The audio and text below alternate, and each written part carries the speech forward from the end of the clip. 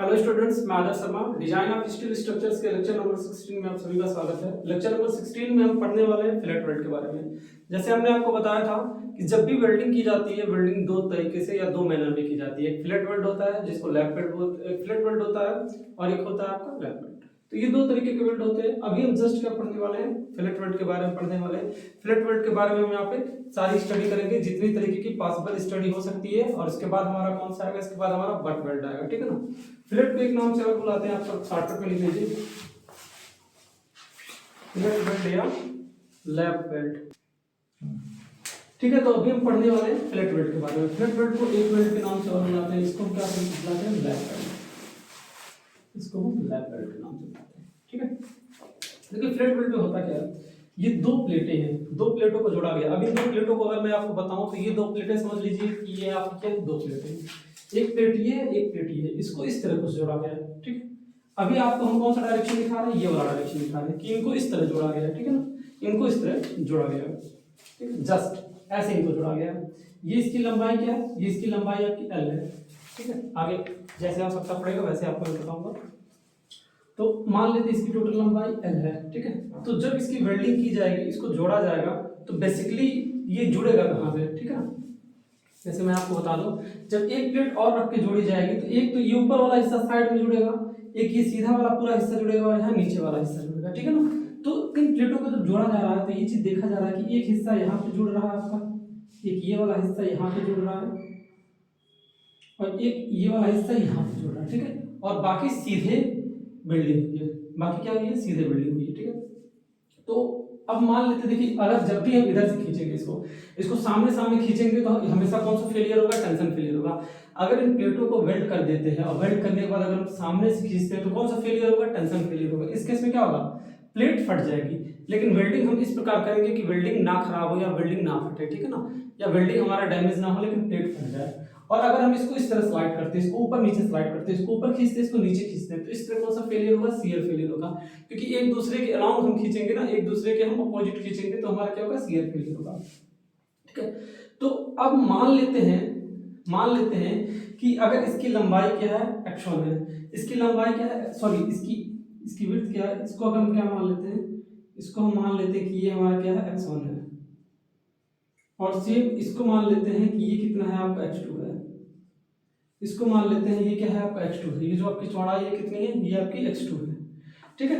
ये हमने कितना मान लिया कि ये x1 है, और ये हमने क्या मान लिया, x2 है, ठीक है। तो अब देखिए किस तरह ये फेल होगा, फेल होने की इसकी प्रोबेबिलिटी आप देख लीजिए कि किस तरह ये फेल हो सकता है, ठीक है। तो अभी हम आपको क्या बता रहे हैं, हम आपको फेलियर की प्रोबेबिलिटी बता रहे हैं कि किस तरह ये फेल हो सकता है, ठीक है। तो पहला केस देख लीजिए, पहला केस क्या है, पहला केस ये है कि ये जो वेल्डिंग है इस प्लेट से उखड़ जाए, वेल्डिंग क्या हो, इस प्लेट से उखड़ जाए, ठीक है ना। तो पहला केस तो कि ये है आपका, तो इस तरह भी फेलियर आपका नहीं होगा। अगर इस तरह देखा जाए फेलियर प्रोबेबिलिटी, तो इस तरह आपका फेलियर क्या होगा, फेलियर नहीं होगा। क्योंकि क्या हो रहा है, ये वेल्डिंग वाला हिस्सा है और इस वेल्डिंग वाले हिस्से से क्या हो रहा है, उखड़ जा रहा है। तो यहाँ पे क्या हो जाएगा, फेलियर नॉट कर, फेलियर नॉट कर, फेलियर नहीं होगा। इस तरह से क्या होगा, फेलियर नहीं होगा। लेकिन अगर दूसरे वाले केस में बात किया जाए, दूसरे में क्या हो रहा है, दूसरे में कुछ इस तरीके से वेल्डिंग की गई, इसमें क्या हो रहा है, ये वाला प्लेट उखड़ के चल जा रहा है, तो इसमें भी क्या होगा, इसमें भी फेलियर नहीं हो रहा है। क्योंकि हमको कौन सा फेलियर लेना, हमको ऐसा फेलियर लेना है जिसमें वेल्डिंग का फेलियर हो, ना इसमें वेल्डिंग का पूरा फेलियर हो पा रहा, ना इसमें वेल्डिंग का पूरा फेलियर हो पा रहा। तो इसमें भी क्या हो जाएगा, फेलियर नॉट कर। लेकिन अगर हम तीसरे फिगर की बात करते हैं, तो आप तीसरे फिगर में देख रहे हैं ये वाला जो हिस्सा है, इस वाले हिस्से से क्या हुआ, टूट के अलग हो गया है। वो वाला हिस्सा इस वाले हिस्से से टूट के क्या हो गया, अलग हो गया। तो इस केस में हम कह सकते हैं, इस तीसरे केस में कह रहे हैं क्या हो रहा है, तीसरे वाले केस में फेलियर हमारा अकर हो रहा है, तीसरे वाले में क्या हो रहा है, फेलियर अकर हो रहा है। तो तीसरा वाला हमारा केस होगा, ये मोस्ट प्रोबेबल केस होगा। ये कौन सा होगा, most probable, most probable, most probable case of, most probable case of failure. ये क्या होगा, ये सबसे मोस्ट प्रोबेबल होगा केस फेलियर का, ठीक है। क्योंकि आप इसमें देख रहे हैं इसमें बिल्कुल जो थ्रोट है आपका, जो थ्रोट है मतलब जहां पे वेल्डिंग की गई है वहीं से क्या हो रहा है, बिल्कुल उखड़ जा रहा है, ठीक है ना। तो यही से वेल्डिंग क्या हो रही है, दो उखड़ जा रही है। तो हम मानेंगे ये कौन सा केस होगा, ये आपका मोस्ट प्रोबेबल केस होगा, जहां से क्या हो सकता है, जहां से ये आपका उखड़ सकता है, ठीक है ना। अब देखिए, अब आप एक चीज देख सकते हैं कि ये जहां पे वेल्डिंग हुई है इस वाले हिस्से को अगर हम यहाँ पे क्या करें, बड़े में बनाने का कोशिश करें, उस वाले हिस्से को हम यहाँ पे क्या करें, बड़े में बनाने का कोशिश करें, तो इसमें कुछ चीजें आपको दिखेंगी कि वेल्डिंग किस तरह की गई है, वेल्डिंग किस तरह से हुई है, ठीक है ना। तो अगर हम सबसे पहले बात करते हैं इसकी, इस वाले हिस्से की बात करते हैं कि इसमें क्या क्या कौन कौन सी चीजें, तो ये जो लेंथ होती है, जिस लेंथ में वेल्डिंग की जाती है, इसको हम क्या बोलते हैं, इसको हम लेग लेंथ बोलते हैं। क्या बोलते हैं, लेग लेंथ बोलते हैं। ये वाला जिस हिस्से में आपकी वेल्डिंग हुई होती है, जितने चौड़ाई में वेल्डिंग हुई होती है, इसको हम क्या बोलते हैं, इसको हम लेग लेंथ बोलते हैं। ये वाला हिस्सा हमारा लेग लेंथ कहलाता है, ठीक है, इसको हम लेग लेंथ बोलते हैं। और ये जो हमारी थिकनेस है, इसको हम क्या बोलते हैं, इसको हम टी बोलते हैं, जो हमारा क्या कहलाता है, थ्रोट थिकनेस कहलाता है। इसकी अगर हम बात करेंगे, हमारा क्या कहलाता है, throat thickness, throat thickness, throat thickness. Throat thickness मतलब कितनी डेप्थ में उसकी लंबाई है, कितनी डेप्थ में क्या हुआ, उसकी वेल्डिंग हुई है, ठीक है, कितनी डेप्थ में उसकी उसकी वेल्डिंग हुई है। और ये वाला हमारा जोन कहलाता है फ्यूजन जोन। जो ये वाला जोन है, ये हमारा फ्यूजन जोन कहलाता है। ये हमारा कौन सा जोन कहलाता है, फ्यूजन जोन। देखिए, जब वेल्डिंग की जाती है, जब वेल्डिंग की जाती है तो जो साइड साइड के मेटल्स होते हैं वो गल के क्या होते हैं, एक दूसरे में फ्यूज हो जाते हैं। इसके जो मेटल्स होंगे इसमें क्या होंगे, फ्यूज हो जाएंगे, एक ही साथ क्या होंगे, मिल जाएंगे, ठीक है ना। तो इसीलिए उसको हम क्या बोलते हैं, इसको हम फ्यूजन जोन बोलते हैं, क्योंकि हमारा क्या होता है, फ्यूज होके मिल जाता है। और ये जो नीचे नीचे का बिल्कुल एरिया है, इसको हम क्या बोलते हैं, इसको हम रूट बोलते हैं। इसको हम क्या बोलते हैं, इसको हम रूट बोलते हैं।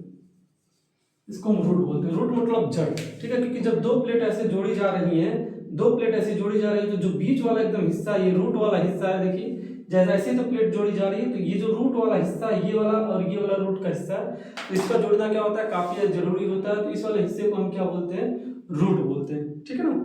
इतना आपको समझ में आया होगा, उस वाले हिस्से को हम क्या बोलते हैं, रूट बोलते हैं। हमने आपको ये बता दिया, हमने आपको फेलियर के क्या बता दिए, तरीके बता दिए, ठीक है ना। तो आप पहले ये फेलियर वाले तरीके को नोट कर लीजिए, तब हम क्या करते हैं, इसको इरेज करते हैं, और फिर हम आपको यहाँ से बताते हैं कि कैसे कैसे और भी सारी चीजें आगे बढ़ेंगी, ठीक है ना। अब आप एक चीज मान लीजिए, इसकी लेंथ क्या है, इसकी लेंथ एल है। अगर फेलियर इस तरीके से होता है तो कितने लंबाई पे हो रहा है, x1 पे हो रहा है, ठीक है ना। ये वाला क्या है, आपका x1 है, तो ये आपका क्या हो जाएगा, x1 इंटू एल हो सकता है ना। ये आपका क्या हो सकता है, अगर इस तरह का फेलियर अगर होता है इन केस, तो ये आपका क्या होगा, x1 इंटू एल लिख सकते हैं ना, x1 इंटू एल। अगर दूसरे वाले फेलियर की बात करें तो ये आपका क्या हो जाएगा, x2 इंटू एल, क्योंकि पूरी लंबाई कितनी है, l कितने पे हो रहा है, x2 पे हो रहा है, तो x2 इंटू एल हो सकता है, ठीक है ना। तो इस तरीके से ये आपका फेलियर हो सकता है, ठीक है ना। तो आप फेलियर प्रोबेबिलिटी नोट कर लीजिए। फेलियर प्रोबेबिलिटी नोट करने के बाद फिर हम आगे का टॉपिक और डिस्कस करते हैं।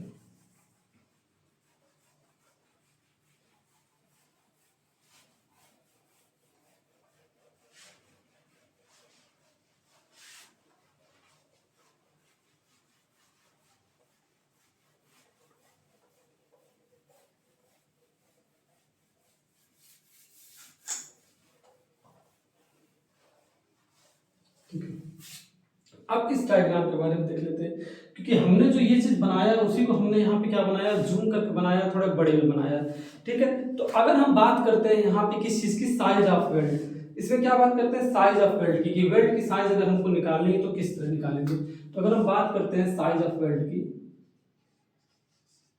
साइज ऑफ वेल्ड, तो साइज ऑफ वेल्ड हमारा क्या होता है, साइज ऑफ वेल्ड को जो मिनिमम लेग लेंथ होगा वही तो हमारा साइज ऑफ वेल्ड होगा। ये जो मिनिमम लेग लेंथ है, जितने लेंथ में हम लंबाई में, जितने लंबाई में, जितने मिनिमम लंबाई में हम क्या कर रहे हैं, आपका वेल्डिंग कर रहे हैं, वही हमारा क्या होगा, मिनिमम लेग लेंथ। ये क्या हो गया, minimum leg length. Minimum leg length क्या हो गया, हमारा वेल्ड लेंथ हो गया, ठीक है। मिनिमम लेग लेंथ को हम क्या कहते हैं, वेल्ड लेंथ कहते हैं, या साइज ऑफ वेल्ड कहते हैं। साइज ऑफ वेल्ड को हम एस से प्रदर्शित करते हैं, किससे, साइज ऑफ वेल्ड को हम एस से प्रदर्शित करते हैं। अब अगर आप देखिए, इस वाले फिगर की बात करते हैं, किसकी बात करते हैं, इस वाले फिगर की बात करते हैं।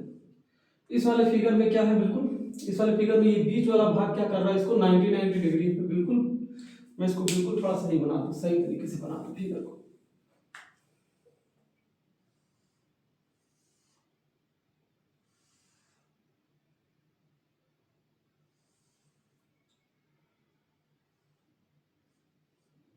अगर इस फिगर की बात करते हैं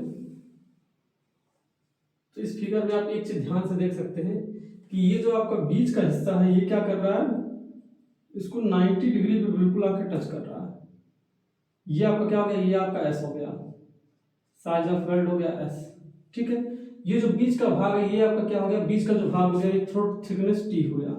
और ये जो इधर से एंगल है ये कितना होगा, ये आपका ये एंगल 45 डिग्री होगा, सॉरी 90 डिग्री होगा। ये एंगल कितना होगा, इधर भी 90 डिग्री होगा और इधर भी, ये भी आपका क्या होगा 90 डिग्री होगा। अब ये दोनों 90 डिग्री है तो ये आपका कितना होगा, ये आपका 45 डिग्री होगा, ये वाला 45 डिग्री होगा और इधर का भी क्या होगा आपका 45 डिग्री होगा।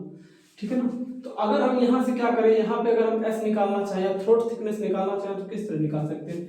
इस वाले में अगर हम नीचे वाले इस पे बात करते हैं, इस नीचे वाले में बात करते हैं, अगर यहाँ पे टी लिखना चाहें, अगर हम एस लिखना चाहें तो क्या लिख सकते हैं। अगर आप एस लिखना चाहें या फिर छोड़ दीजिए, अगर हम यहाँ पे साइन थीटा का फार्मूला लगाते हैं, साइन 45 का लगाते हैं, यहाँ पे हम साइन 45 का फार्मूला लगाते हैं तो क्या होता है, लंब बटे कण होता है। लंब क्या है, टी, सॉरी लंब बटे आधार होता है और टी बाई एस हो सकता है। तो टी बराबर हम क्या लिख सकते हैं, एस इंटू साइन 45 लिख सकते हैं। साइन 45 की वैल्यू क्या होती है, साइन 45 की वैल्यू होती है 1/√2। साइन 45 की वैल्यू क्या होती है 1/√2। ठीक है ना। तो यहां से हम क्या लिख सकते हैं, टी बराबर हमारा क्या हो जाएगा, s/√2। टी की वैल्यू को अगर हम लिखना चाहें तो 0.707 इंटू एस, ये हो गया, ये चीज हो गया। अब अगर इसी को हम जनरल टर्म में लिखें, अब इसको हम क्या करें, जनरल टर्म में लिखें, जनरल टर्म में लिखने की कोशिश करें तो हम इसको इस तरह लिख सकते हैं, टी बराबर के एस लिख सकते हैं, जहां के एस क्या है, वेयर के equal to constant.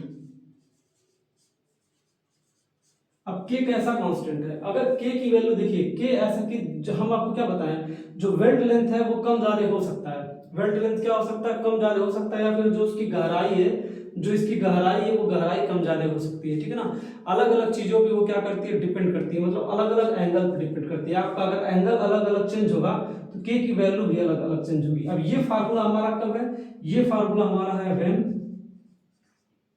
Theta equal to 60 to 90 degree. अगर 60 से 90 डिग्री थीटा दिया है तो इस चीज को हम क्या कर सकते हैं, इस चीज को हम काफी आसानी से यूज कर सकते हैं 0.707। अगर अब 90 से ज्यादा वैल्यू बढ़ती है तो के की वैल्यू क्या होती है, थोड़ी सी कम हो जाती है, के की वैल्यू थोड़ी सी कम हो जाती है। हमारे पास इसका टेबल है लेकिन कोई उसका सेंस नहीं है, मैं आपको बता दूंगा। अगर 91 से लेके 100 के बीच में रहता है तो के की वैल्यू क्या हो जाती है 0.65। ठीक है ना। मैं यहाँ पे लिख ही देता हूँ, 90 से लेके 100 के बीच में होता है तो के की वैल्यू क्या हो जाती है 0.65। ठीक, उसी तरह अलग अलग वैल्यू दिया कि 101 से लेके 106 होता है तो ये वैल्यू अलग अलग क्या हो जाती है, कम हो जाती है। तो इससे आपको कोई मतलब नहीं है, मैक्सिमम जो वैल्यू देता है वो हमेशा यही देता है और के की वैल्यू हमेशा क्या होती है 0.707 ऐसी ही होती है। तो आपको ये चीजें समझ में आई होंगी कि कैसे कैसे कैसे कैसे ये सारी चीजें आ गई। ठीक है ना। अब उसके बाद हम आगे किसकी बात करते हैं, स्ट्रेंथ की, कि हम स्ट्रेंथ किस तरह फाइंड कर सकते हैं। ठीक है ना। कि अगर हमको क्या फाइंड करना हो, हमको स्ट्रेंथ फाइंड करना हो तो स्ट्रेंथ हम कैसे फाइंड कर सकते हैं। ठीक है ना। तो आप समझ गए, अगर थीटा बराबर 90 रहेगा, 0 to 69 रहेगा तो इसकी वैल्यू हुई। अब अगला हम फाइंड करते हैं स्ट्रेंथ। ये जो फिलेट वेल्ड है, फिलेट वेल्ड की स्ट्रेंथ को हम किस तरह निकाल सकते हैं। तो आप देख रहे हैं फिलेट वेल्ड की जो स्ट्रेंथ किस निकालेंगे तो हम क्या निकालेंगे, area multiplied by shear strength, area multiplied by shear stress. ठीक है, यही निकालते हैं। किसी भी चीज का स्ट्रेंथ कैसे निकालते हैं, एरिया मल्टीप्लाइड बाय स्ट्रेस, ठीक होते हैं। अब एरिया इसमें कैसे निकलेगा, अगर एरिया हमको निकालना है तो हम क्या करें, थ्रोट थिकनेस,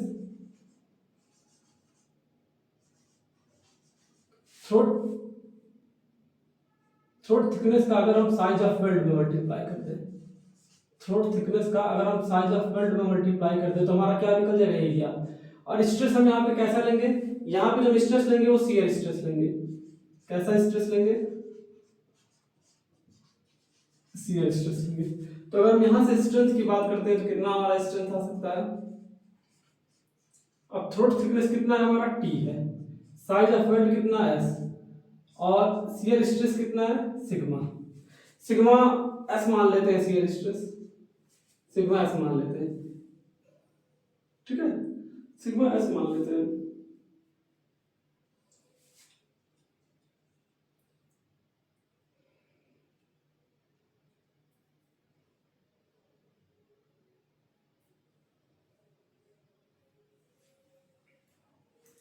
वेल्ड लेंथ होगा, साइज ऑफ वेल्डिंग को, सॉरी यहाँ पे वेल्ड लेंथ होगा, मैं गलती से लिख दूँ, यहाँ पे क्या होगा आपका वेल्ड लेंथ, वेल्ड लेंथ, तो यहाँ पे क्या हो जाएगा, ठीक है। तो अगर हम टी की वैल्यू की बात करें कि हमारी टी की वैल्यू यहाँ पे क्या होगी, तो टी की जगह हम क्या लिख सकते हैं, के एस लिख सकते हैं कि नहीं, टी की जगह हम के एस लिख सकते हैं कि नहीं, तो हमारे यहाँ क्या हो जाएगा के into S into L into sigma S, ये हमारा क्या हो जाएगा स्ट्रेंथ निकल गया, ये हमारा क्या होगा स्ट्रेंथ। अगर हमको फिलेट का स्ट्रेंथ निकालना है तो क्या होगा, कुछ ये वाली वैल्यू है। आपको यहाँ तक समझ में है, किसी को कोई यहाँ पे दिक्कत है तो बताइए, ठीक है ना, के S L into sigma S. अब अगर हम बात करते हैं इफेक्टिव लेंथ की, कि अगर इफेक्टिव लेंथ ऑफ वेल्ड हमको निकालना है, इफेक्टिव लेंथ ऑफ वेल्ड, अब देखिए इफेक्टिव लेंथ ऑफ वेल्ड कहाँ से आ गया, जब भी हम वेल्डिंग करते हैं तो देखिए वेल्डिंग हमारा नॉर्मली किस हिस्से में हो पाता है, इसी वाले हिस्से पे हो पाता है, यही हमारा क्या है आपका एल इफेक्टिव है, यहाँ से लेके यहाँ तक का जो हिस्सा है इसी हिस्से में हम वेल्डिंग कर पाते हैं, लेकिन जो हमारा ये वाला हिस्सा है, ठीक, और ये वाला हिस्सा, यहाँ से ये वाला हिस्सा, इन दोनों हिस्से में हम वेल्डिंग नहीं कर पाते हैं, इन दोनों हिस्से में वेल्डिंग करना पॉसिबल नहीं हो पाता है पूरी तरीके से, तो वो वाला हमारा क्या होता है हिस्सा छूट जाता है, तो हम इसको क्या मान लेते हैं, इसको एस मान लेते हैं, इसको एस मान लेते हैं, या फिर एस ये हमारा होता है। अगर आपको इफेक्टिव लेंथ ऑफ वेल्ड निकालना है, इफेक्टिव लेंथ ऑफ वेल्ड निकालने के लिए क्या करेंगे, जो हमारा एक्चुअल लेंथ होगा, क्या होगा एक्चुअल वेल्ड लेंथ जो हमारा है, एक्चुअल वेल्ड लेंथ, अगर हम एक्चुअल वेल्ड लेंथ में से क्या करें, 2 गुणे साइज ऑफ वेल्ड को माइनस कर दें, साइज ऑफ वेल्ड को माइनस कर दें, तो अगर हम साइज ऑफ वेल्ड को माइनस कर दें, इसको हम L माइनस 2s कर दें और इसको क्या कर दें L इफेक्टिव कर दें, तो यहाँ से इफेक्टिव लेंथ निकाल सकते हैं कि नहीं, क्योंकि हमारी टोटल लेंथ कितनी है, टोटल लेंथ हमारी L है, टोटल लेंथ हमारी L है, और ये कितना दिया गया S दिया गया, तो 2s प्लस L इफेक्टिव होता है, ठीक है, तो यहाँ से याद आ जाएगा L बराबर L इफेक्टिव प्लस 2s, यहाँ से आ गया, तो हम क्या कर सकते हैं, यहाँ से इस तरह इसको फाइंड कर सकते हैं, एल इफेक्टिव हम क्या कर सकते हैं काफी आसानी से यहाँ से फाइंड कर सकते हैं। इसके बाद अगर हमको पर यूनिट लेंथ स्ट्रेंथ निकालनी है, क्या निकालनी हो, पर यूनिट स्ट्रेंथ लेंथ निकालनी है, ठीक है, यहाँ पे हम लिख देते हैं पर यूनिट लेंथ स्ट्रेंथ निकालनी है, तो क्या करेंगे, तो फार्मूला हमारा क्या है, फार्मूला हमारा है के S L into sigma S, तो यहाँ पे क्या करेंगे एल बराबर 1 रख देंगे, अगर आपको पर यूनिट निकालनी है तो एल बराबर 1 मिलीमीटर रख देंगे, या फिर ये 1 मीटर रख देंगे, तो क्या हो जाएगा के into S into sigma S, यही हमारा क्या हो जाएगा, ये हमारा स्ट्रेंथ हो जाएगा, यही हमारा स्ट्रेंथ हो जाएगा के S into sigma S, clear, के एस इंटू सिग्मा एस हमारा क्या हो जाएगा, वैल्यू आ जाएगा। अब इससे जुड़ा एक छोटा सा न्यूमेरिकल देख लेते हैं, फिर उस न्यूमेरिकल के बाद हम डिजाइन के बारे में पढ़ते हैं कि डिजाइन कैसे कैसे क्या किया जाएगा, ठीक है, छोटा सा न्यूमेरिकल है उसको देख लेते हैं, बाकी चीजों को हम क्या कर देते हैं, बाकी सारी चीजों को हम इरेज कर देते हैं, आप इसको नोट डाउन कर लीजिएगा वीडियो पास करके।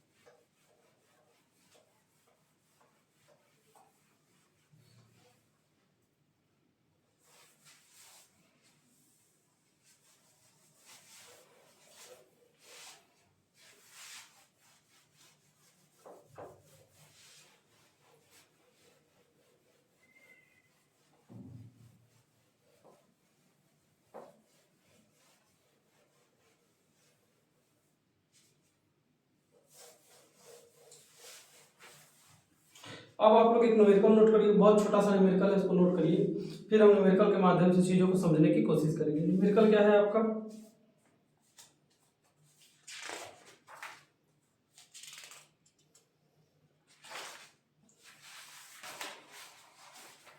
दो छोटे छोटे न्यूमेरिकल है। पहला न्यूमेरिकल है, एक फिलेट वेल्ड की माप की साइज 6 मिलीमीटर है। यदि वेल्ड की प्रभावी लंबाई 60 मिलीमीटर हो तथा वेल्ड की स्ट्रेंथ हो तो वेल्ड की स्ट्रेंथ ज्ञात करिए। परमिसिबल शियर स्ट्रेस दे रखा है आपका 110 न्यूटन पर मिलीमीटर स्क्वायर। क्या बोला है क्वेश्चन, एक बार फिर से बोल देते हैं। एक फिलेट वेल्ड है, उसके साइज की लंबाई क्या है, 6 मिलीमीटर है।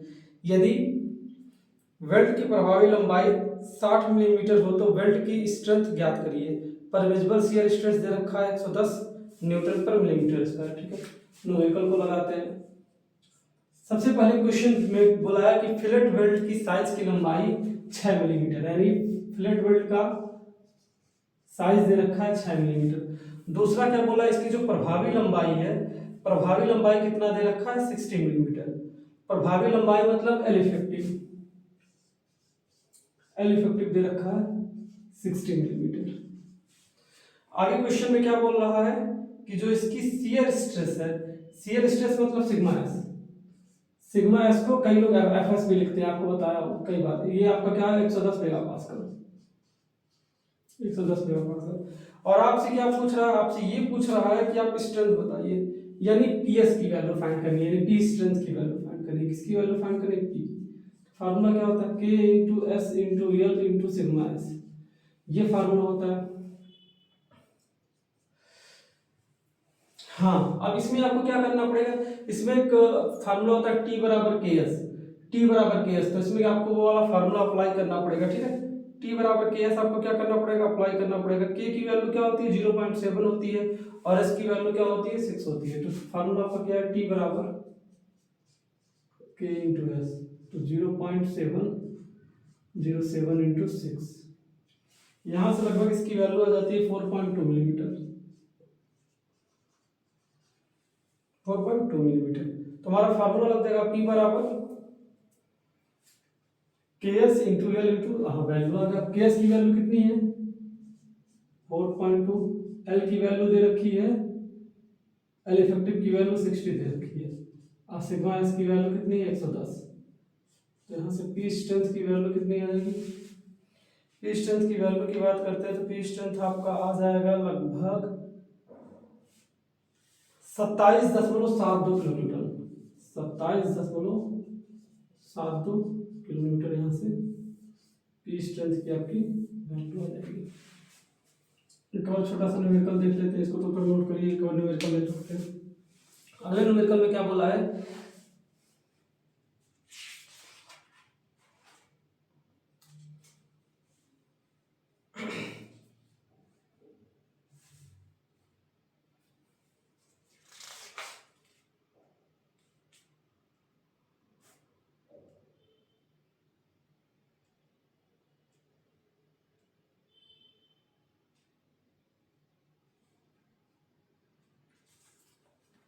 न्यूमेरिकल में बोला है अगला न्यूमेरिकल, एक 100/8 पतली चपटी को गसेट प्लेट के साथ वेल्डिंग से जोड़ा गया है।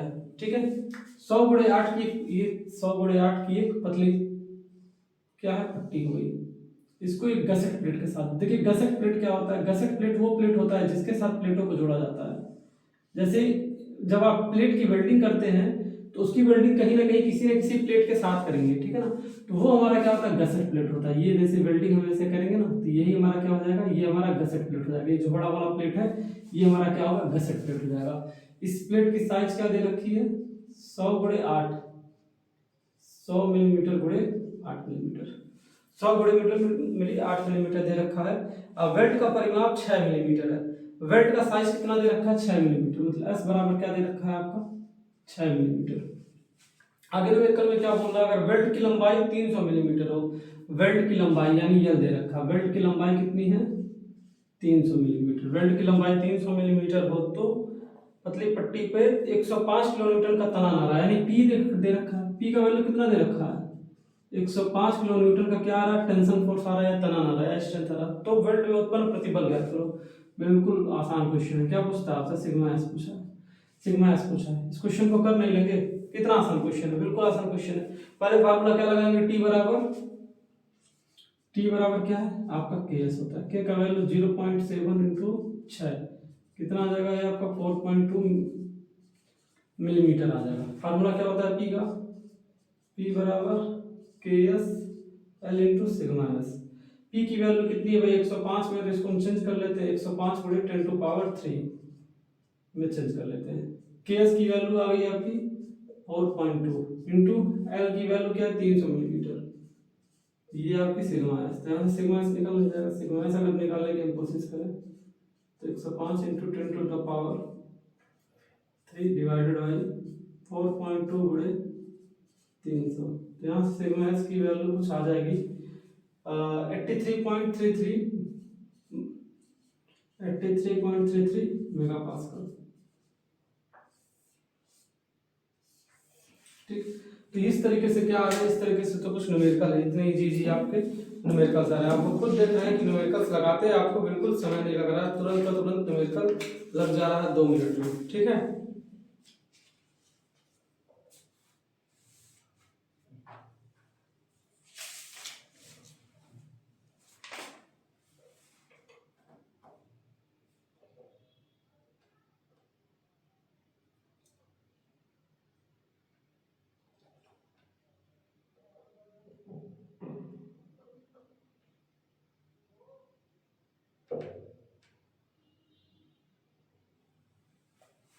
ठीक है, ये दो न्यूमेरिकल आपके लिए ना होगा। इसके बाद हम आपको बताते हैं design of lap welded joint या डिजाइन ऑफ फ्लैट वेल्ड, कि फ्लैट वेल्ड का डिजाइन किस तरह किया जाए। दो न्यूमेरिकल को नोट करिए, उसके बाद फिर हम डिजाइन पे आते हैं कि इसका डिजाइन किस तरह किया जाए। और डिजाइन पे हम आपको क्या करेंगे, एक दो न्यूमेरिकल्स लगवा देंगे जिससे आपका डिजाइन क्या होगा बिल्कुल क्लियर हो जाएगा। ठीक है,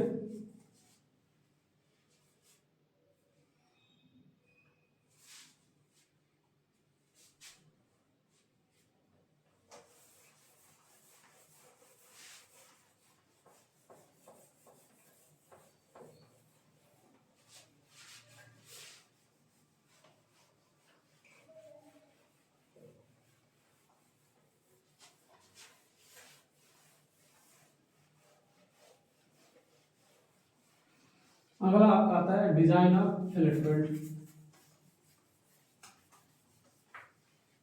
ठीक है, अगला आपका आता है डिजाइन ऑफ फ्लैट वेल्ड।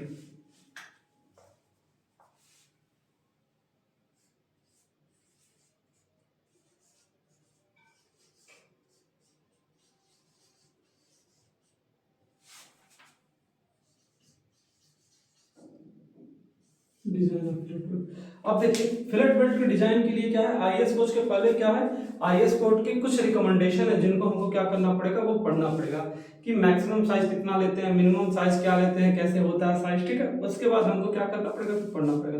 तो सबसे पहले हम क्या करते हैं, size of weld hard plate, size of weld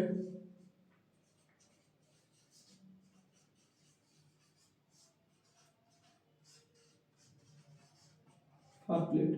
अब देखिए प्लेट के लिए कितनी कितनी साइज ली जाती है, तो अगर हम बात करते हैं प्लेट अप टू 10 मिलीमीटर, अगर प्लेट जो है वो 10 मिलीमीटर तक का है, plate up to 10 millimetre thickness, अगर प्लेट की थिकनेस कहाँ तक है 10 मिलीमीटर तक है, तो इसमें हम क्या करते हैं 3 मिलीमीटर वेल्ड लेंथ लेते हैं। ठीक है, 3 मिलीमीटर वेल्ड, ठीक है 3 मिलीमीटर वेल्ड लेते हैं। और प्लेट 10 से 20 मिलीमीटर अगर है तो 10 टू 20 मिलीमीटर की बाहर, तो इसमें हम क्या करते हैं 10 टू 20 है तो इसमें 5 मिलीमीटर लेते हैं वेल्ड, इसमें क्या लेते हैं 5 मिलीमीटर वेल्ड ऐड करते हैं। आगे हमारा आता है 20 से लेके 32 है तक, 20 टू 32 मिलीमीटर है तब, 20 से अगर 32 है तो इसमें हम बात करते हैं 6 मिलीमीटर की, इसमें 6 मिलीमीटर वेल्ड की बात करते हैं। अगर यही आपका 32 से अबव है, मोर देन 32,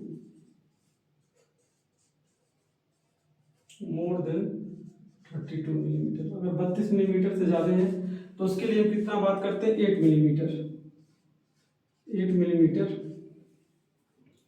एक साइड से, 8 millimetre weld at one round, at one round, एक राउंड में 1 मिलीमीटर है। ये सब साइज क्या है, ये सब आपके मिनिमम है कि कम से कम इतना आपको लेना पड़ेगा। अब मैक्सिमम वेल्ड साइज की बात करते हैं। ठीक है, ये आपकी क्या हो गई मिनिमम साइज ऑफ वेल्ड। आगे हमारा आता है मैक्सिमम मैक्सिमम वेल्ड साइज किसकी बात करते हैं? मैक्सिमम वेल्ड साइज की बात करते हैं, कितना कितना होता है। तो अगर मैक्सिमम वेल्ड साइज की बात करते हैं तो सबसे पहले क्या होता है? Square edge. अगर कहीं पे एज स्क्वायर है, for square edge, for square edge, अगर हम स्क्वायर एज की बात करते हैं तो इसके लिए क्या होता है? एस बराबर टी माइनस 1.5 मिलीमीटर, ये हमारा होता है। ठीक, एस बराबर टी माइनस 1.5 मिलीमीटर। और राउंडेड एज की बात करें, और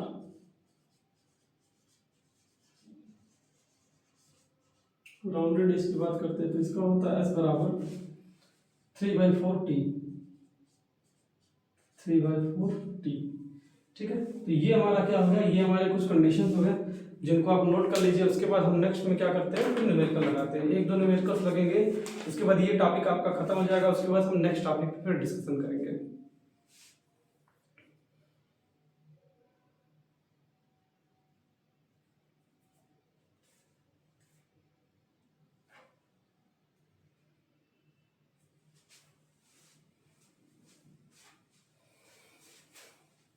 ठीक है, आई थिंक इसको आप नोट कर लिए होंगे, इसको भी यूज करते हैं।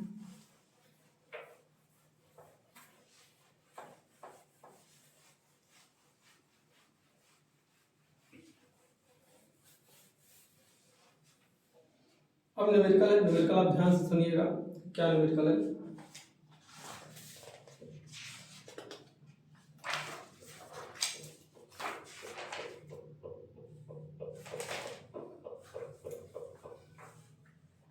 न्यूमेरिकल आपका दिया है एक 150 मिलीमीटर गुणे 10 मिलीमीटर चपटी पट्टी को किसी गसेट प्लेट के साथ 6 मिलीमीटर फ्लैट वेल्ड द्वारा जोड़ा जाता है।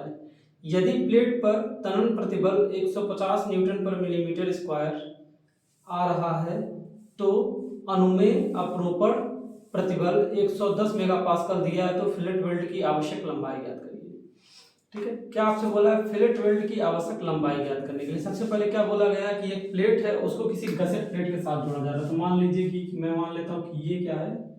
ये हमारी एक प्लेट है, ये हमारी एक क्या है? कोई प्लेट है। अब इसको हम किसके साथ जोड़ रहे हैं? इसको हम गसेट प्लेट के साथ जोड़ रहे हैं। तो ये हमारी क्या हो गई? समझिए गसेट प्लेट हो गई।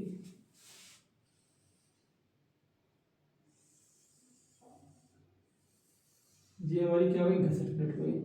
इस गसेट प्लेट के साथ हम इसको क्या कर रहे हैं? जोड़ रहे हैं। ठीक है, ये हमारी क्या हुई? ये वाली हमारी जो प्लेट है इसको हम बोलते हैं गसेट प्लेट।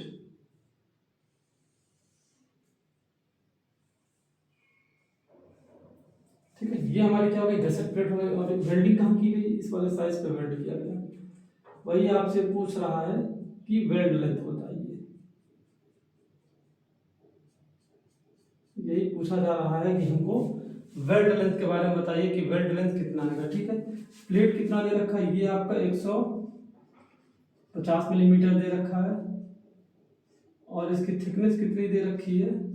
इसकी थिकनेस दे रखी है 8 मिलीमीटर, यही है ना थिकनेस? सॉरी 10 मिलीमीटर दे रखी है,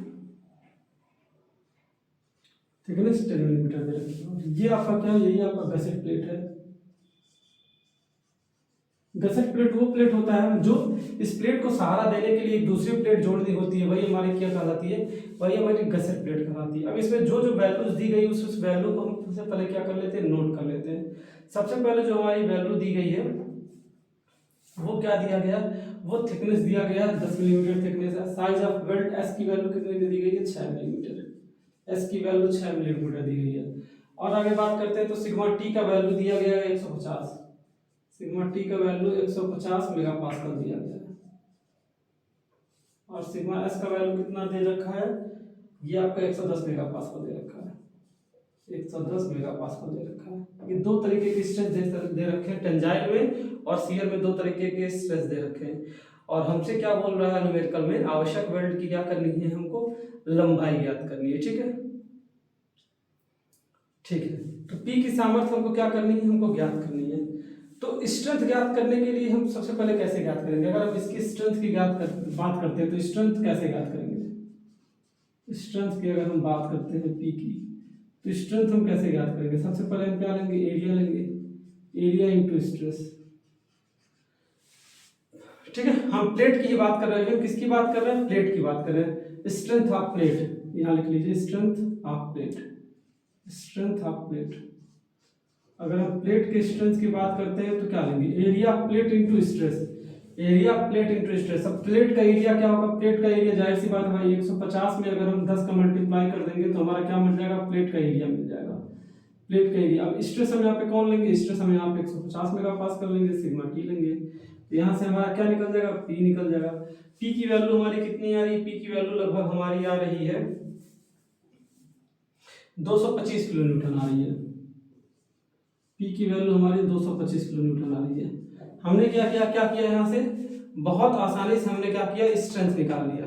अब हम क्या निकाल सकते हैं? पर यूनिट स्ट्रेंथ निकाल सकते हैं कि नहीं? ठीक है, पर यूनिट स्ट्रेंथ लेंथ को निकाल सकते हैं कि नहीं? अगर हम बात करते हैं पर यूनिट स्ट्रेंथ लेंथ कि हम जब पर यूनिट स्ट्रेंथ लेंथ निकालेंगे तभी हमको जाके पता चल पाएगा कि पूरे प्लेट पे कितनी स्ट्रेंथ आ रही है। तो हम यहाँ पे क्या निकाल लेते हैं? पर यूनिट स्ट्रेंथ को के बारे में अगर हम फाइंड करते हैं, ठीक है ना, क्या फाइंड करते हैं? Per unit strength.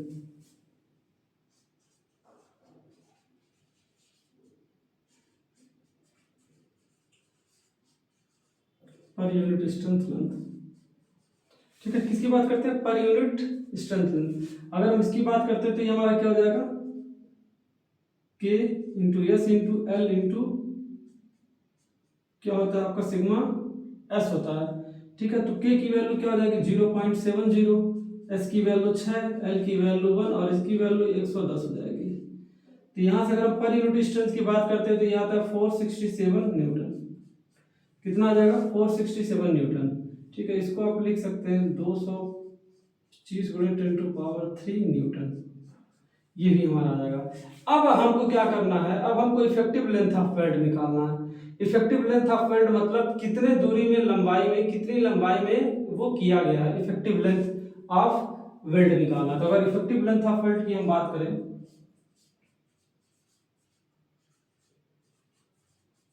Effective weld length, अब देखिए, अब इफेक्टिव हमको क्यों निकालना है? इफेक्ट देखिए, हमने सबसे पहले क्या निकाल लिया? स्ट्रेंथ ऑफ प्लेट निकाल लिया, हमको पता चल गया प्लेट का स्ट्रेंथ क्या है। उसके बाद हमने क्या निकाल लिया? पर यूनिट, पर यूनिट निकाल लिया कि एक यूनिट में कितना स्ट्रेंथ आ रहा है। तो टोटल इतना है, एक यूनिट में हमारा क्या 467 आ रहा है। तो हमको यहाँ पे क्या करना है? हमको यहाँ पे वो वाली वेल्डिंग की स्ट्रेंथ निकालनी है जिसपे प्लेट तो फट के निकल जाए लेकिन वेल्डिंग ना टूटे। हमको यहाँ पे वेल्डिंग की वो स्ट्रेंथ निकालनी है कि वेल्डिंग ना टूटे लेकिन प्लेट फट के निकल जाए। ठीक है ना, ये प्लेट चाहे टूट के निकल जाए लेकिन ये हमारी वेल्डिंग ना टूटे। हमको वेल्डिंग को मजबूत रखना है, किससे? प्लेट से मजबूत रखना है। तो इसके लिए हम यहाँ पे क्या कर सकते हैं कि हमारा जो टोटल स्ट्रेंथ आया है, टोटल स्ट्रेंथ हमारा कितना है? 225 इंटू 10⁻³ इसको अगर हम क्या करते हैं? यूनिट वेल्ड लेंथ से डिवाइड कर देते हैं तो हमको यहाँ से क्या मिल जाएगा? इफेक्टिव वेल्ड लेंथ मिल जाएगा। क्या मिल जाएगा? इफेक्टिव वेल्ड लेंथ हमको मिल जाएगा। तो ये हमारा क्या होगा? एल इफेक्टिव, एल इफेक्टिव हमको यहाँ से मिल जाएगा। एल इफेक्टिव की बात करते हैं तो ये आपका 481.80, ये यहाँ से क्या आ रहा है? हमारा इफेक्टिव वेल्ड लेंथ आ रहा है। ये हमारा क्या आ गया? इफेक्टिव वेल्ड लेंथ आ गया। अब अगर हमको इफेक्टिव पता हो गया तो हम क्या कर सकते हैं? एक्चुअल वेल्ड लेंथ निकाल सकते हैं। एक्चुअल वेल्ड लेंथ कैसे निकालेंगे?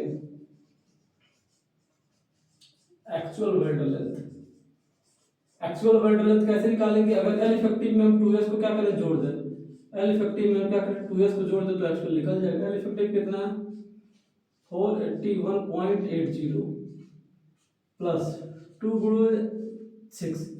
अब अगर इसे 12 जोड़ देते तो हमारा लगभग कितना आ जाएगा? लगभग हमारी वैल्यू आ जा रही है 493.8, 493.80 मिलीमीटर। ये हमारा क्या आ गया? ये हमारा एक्चुअल वेल्ड लेंथ आ गया। ये हमारा एक्चुअल वेल्ड लेंथ आ गया। लेकिन हमको क्या चाहिए? हमको अब यहाँ पे चाहिए, हमको यहाँ पे टेंशन याद करना ना कि टेंशन के कारण कितना ज्यादा वो आ रहा है। तो हमको लैटरल वेल्ड लेंथ चाहिए, लैटरल वेल्ड लेंथ चाहिए। अब लैटरल वेल्ड लेंथ करने का क्या सेंस है? लैटरल वेल्ड लेंथ करने का यहाँ पे ये सेंस है कि ये तो हमारा 150 मिलीमीटर है। ठीक है, ये हमारा क्या है? 150 मिलीमीटर है। अब हमने जब वेल्डिंग की तो हमने सब पे वेल्डिंग की थी, लेकिन अब हमको लैटरल वेल्ड लेंथ चाहिए कि जब हम इसको खींच के तोड़ेंगे तो हमारे कितने लेंथ पे आ रहा है, कितने लेंथ पे वो आ रहा है, ठीक है ना। तो हम यहाँ पे क्या निकालेंगे, लेटरल वेल्ड लेंथ,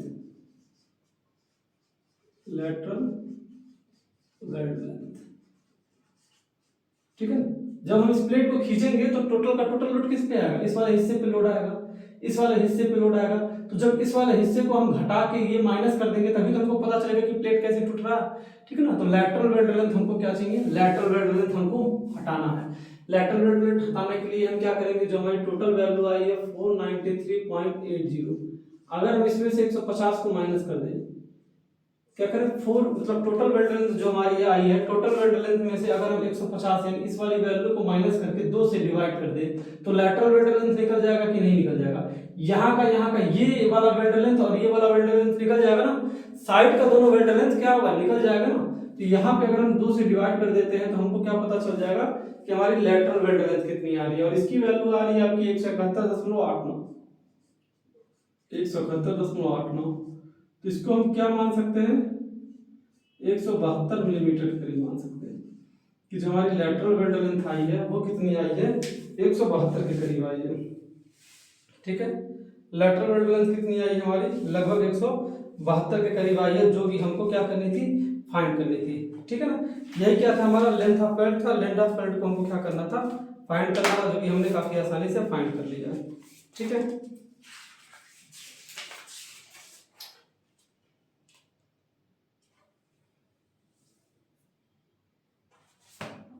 ठीक है, इसको नोट कर लीजिए।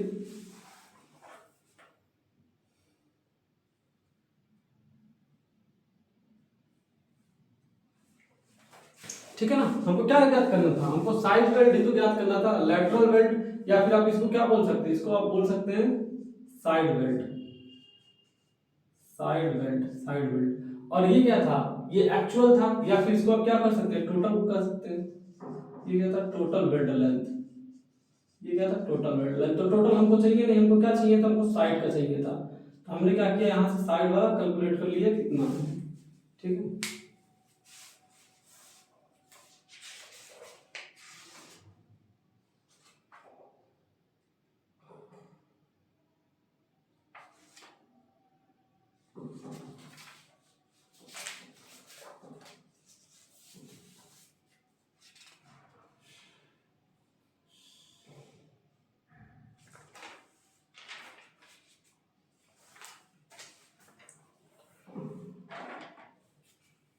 ठीक है, इसको नोट करिए। तो एक न्यूमेरिकल और लगाते हैं, उसके बाद ये फिलेट वेल्ड का डिजाइन आपका खत्म हो जाएगा। उसके बाद एक छोटा सा और टॉपिक रहेगा, फिर उस टॉपिक के बारे में हम डिस्कस करेंगे, ठीक है ना। बस एक न्यूमेरिकल और है, उसके बाद ये आपका कंप्लीटली खत्म हो जाएगा।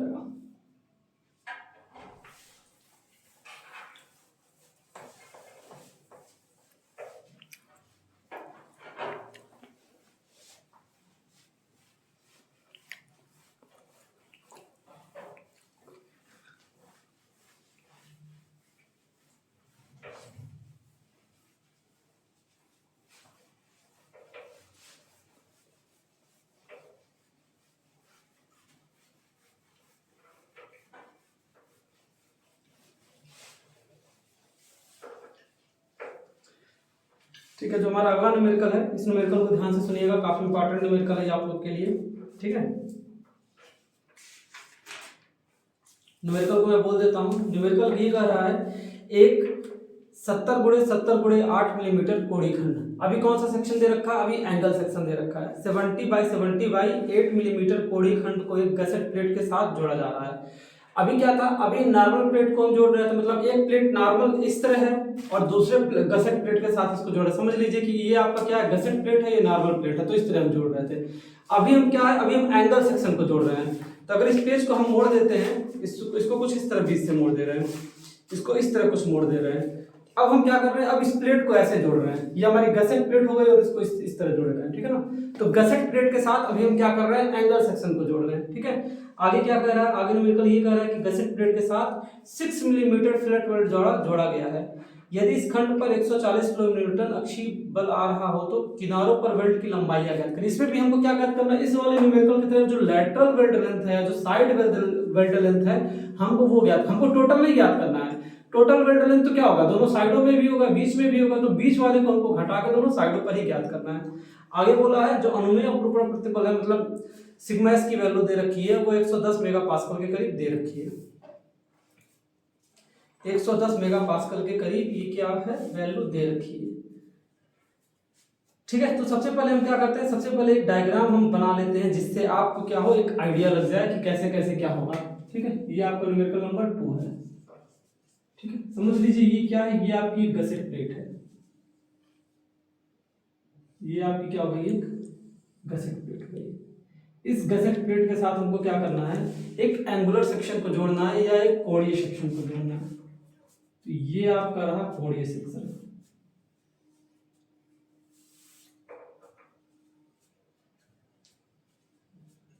ये आपका रहा कोणीय सेक्शन। ये हमारा क्या हो गया, ये हमारा कोणीय सेक्शन हो गया।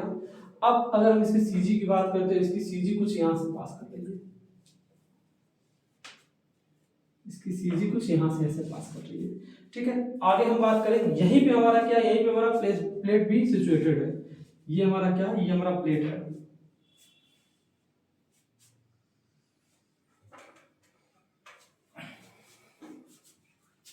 जो हमारी प्लेट है, ये क्या हो गई, ये हमारी प्लेट हो गई।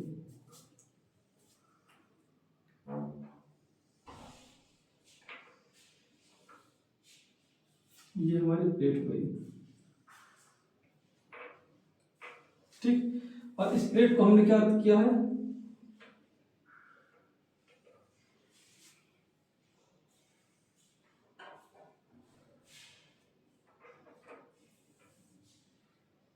ये हमारी क्या है, गसेट प्लेट हो गई। इस गसेट प्लेट के साथ हमने जोड़ा है।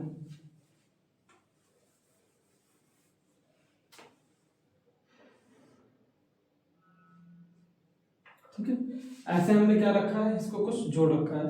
अब मान लेते हैं कि इधर टोटल फोर्स कितना है, F लग रहा है, और F की वैल्यू कितनी दे रखी है, 140 किलोमीटर। टोटल फोर्स F लग रहा है और इसकी वैल्यू कितनी दे रखी है, 140 किलोमीटर। ठीक है, 140 किलोमीटर। अब वेल्ड लेंथ जो हमको ज्ञात करना है, हमको ये वाला और ये वाला वेल्ड लेंथ ज्ञात करना है। ठीक है, तो इसको अगर हम मान लेते हैं, ये हमारा वेल्ड लेंथ क्या है, L1 है, और ये वेल्ड लेंथ क्या है, हमारा L2 है। L1 पे जो फोर्स हमारा अप्लाई हो रहा है, इसको हम मान लेते हैं F1। L1 पे भी तो हमारा कुछ फोर्स अप्लाई होगा, इसको मान लेते हैं F1, और L2 पे जो हमारा फोर्स अप्लाई हो रहा है, इसको हम मान लेते हैं F2। ठीक है, L1 पे जो हमारा फोर्स अप्लाई हो रहा है उसको हम मान लेते हैं F1, और जो L2 पे हो रहा है उसको हम मान लेते हैं F2। अब जो ये हमारी थिकनेस दे रखी है वो कितनी है, ये 8 मिलीमीटर है। ये वाली हमारी थिकनेस कितनी दे रखी है, 8 मिलीमीटर, 8 मिलीमीटर दे रखी है। और जो टोटल प्लेट है, टोटल प्लेट की थिकनेस कितनी दे रखी है, टोटल प्लेट की थिकनेस दे रखी है 70 गुणे 70 गुणे 8, 70 गुणे 70 गुणे 8, मतलब ये आपका क्या है, ये आपका 70 मिलीमीटर है, और यहां से यहां तक भी आपका क्या है, ये भी आपका 70 मिलीमीटर है, और इसकी जो थिकनेस है वो क्या है, वो 8 मिलीमीटर है। सेम यहाँ पे भी है, ये 8 मिलीमीटर है, ये आपका 70 है, ये आपका 70 है, और इसकी चौड़ाई भी क्या आएगी, 70 आएगी। तो ये आपका टोटल कितना है, ये आपका टोटल आ रहा है 70 मिलीमीटर। यहाँ तक ही 70 आएगा, वो तो थिकनेस शो कर रहा है, यहाँ तक ही 70 आएगा। यार चलिए यही मान लीजिए, कोई दिक्कत नहीं है, तो बिना मतलब आप कंफ्यूज होंगे, ये आपका क्या आ जाएगा, 70 आ जाएगा। ठीक है, अब इसमें क्या, इसमें CSX की वैल्यू दे रखी है। ये जो आपका है, यहां से यहां तक की दूरी दे रखी है, किसकी, CXX की दूरी दे रखी है, मतलब कि आपका X सेक्शन से कितना दूर है, जिसकी बात करते हैं तो 20.2 है। ये आपको कोड से मिल जाएगा, ये आपको कोड से मिल जाएगा, मैं आपको बता दूंगा कि कोड में ये सारी चीजें कैसे मिलेंगी। तो इतनी की दूरी दे रखी है 20.2, ये आपका क्या दे रखा है, 20.2 मिलीमीटर, 20.2 मिलीमीटर दे रखा है। ठीक है ना, 20.2 मिलीमीटर दे रखा है। तो सबसे पहले हम यहाँ पे अगर इक्वेशन की बात करते हैं, इसको बनाने की या इसको सॉल्व करने की बात करते हैं, तो अगर हम यहाँ पे ध्यान से देखें तो सबसे पहले जो हमारा इक्वेशन बन रहा है कि जो टोटल फोर्स है F, वो F1 F2 के बराबर होना चाहिए। तो अगर हम यहाँ पे लिखें F1 plus F2 equal to 140 kilometre, तो यहाँ से हम ये इक्वेशन 1 बना सकते हैं। इक्वेशन 1 यहाँ से हम क्या कर सकते हैं, बना सकते हैं। ठीक है, अब हम यहाँ पे क्या कर सकते हैं, strength per unit length of weld निकाल सकते हैं। क्या निकाल सकते हैं, strength per unit length of weld. Formula क्या होता है, K into S into L into sigma S. इसकी वैल्यू 0.7, इसकी वैल्यू 6, पर यूनिट निकालना 1 और इसकी वैल्यू 110। कितना आ जाएगा, अगर हम इसको सॉल्व करते हैं तो हमारा आ जाएगा 466 न्यूटन मिलीमीटर। 466 ही आ रहा है।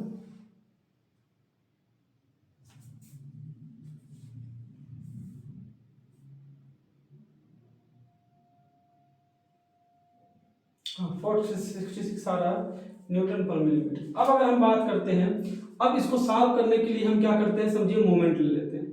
इस प्लेट पे हम क्या कर लेते हैं, मोमेंट ले लेते हैं। Taking moment on plate. भाई प्लेट पे जब तक आप मोमेंट नहीं लेंगे तब तक F1 F2 की वैल्यू नहीं ज्ञात होगी। जब तक F1 F2 की वैल्यू नहीं ज्ञात होगी तब तक हम इसमें फार्मूला लगा के L1 L2 की लेंथ हम क्या कर सकते हैं, ज्ञात नहीं कर सकते। तो हमको वो चीज करना पड़ेगा वैल्यू फाइंड करने के लिए। ठीक, वो चीज हमको क्या करना पड़ेगा। अब अगर हम बात करते हैं, क्या करते हैं, वहां पे हम वो ले लेते हैं, अब मोमेंट ले लेते हैं। अब 140 का अगर हम 20.2 में मल्टीप्लाई कर दें, हम क्या कर सकते हैं, यहाँ पे मोमेंट ले सकते हैं। इसका मल्टीप्लाई इसमें कर दें तो F2 बराबर हम लिख सकते हैं, यहाँ पे हम लिख सकते हैं F2 गुणे 70 लिख सकते हैं ना, प्लस F1 गुणे क्या हो जाएगा, 0 हो जाएगा। F1 का वही मल्टीप्लाई होगा भाई, इतना मल्टीप्लाइड बाई इतना और फिर इतना मल्टीप्लाइड बाई इतना, लेकिन F1 के लिए कोई डिस्टेंस बचा नहीं तो F1 के F1 पे ही मल्टीप्लाई हो रहा है तो यहाँ से 0 हो गया। यहाँ से अगर हम बात करते हैं F2 की वैल्यू की, F2 की वैल्यू की बात करते हैं तो F2 की वैल्यू जो हमारी आ जाती है, F2 की वैल्यू हमारी 40.4 किलोमीटर आ जाती है, 40.4 किलोमीटर। जैसे F2 की वैल्यू आती है हम क्या करते हैं, इक्वेशन में रख के F1 की भी वैल्यू निकाल लेते हैं। इसकी वैल्यू आती है 99.6 किलोमीटर। अब जब हमारी F1 और F2 की वैल्यू आ गई तो हम क्या कर सकते हैं, हमको स्ट्रेंथ पता हो गया, हमको दोनों प्लेटों के लिए स्ट्रेंथ पता हो गया, मतलब ऊपर वाले के लिए स्ट्रेंथ पता हो गया, नीचे वाले के लिए स्ट्रेंथ पता हो गया। जब स्ट्रेंथ पता हो गया तो हम क्या करेंगे कि स्ट्रेंथ का हम फार्मूला लगा देंगे ऊपर वाले प्लेट के लिए और नीचे वाले प्लेट के लिए। तो हम यहाँ से लिख सकते हैं F1 बराबर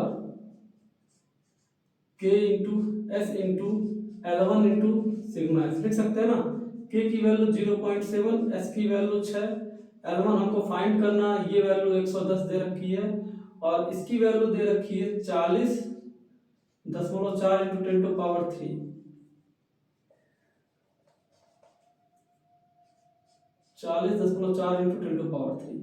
तो यहाँ से L1 की वैल्यू अगर हम ज्ञात करें तो 40.4 into 10 to power 3 divided by 0.7 गुणे 6 गुणे 110।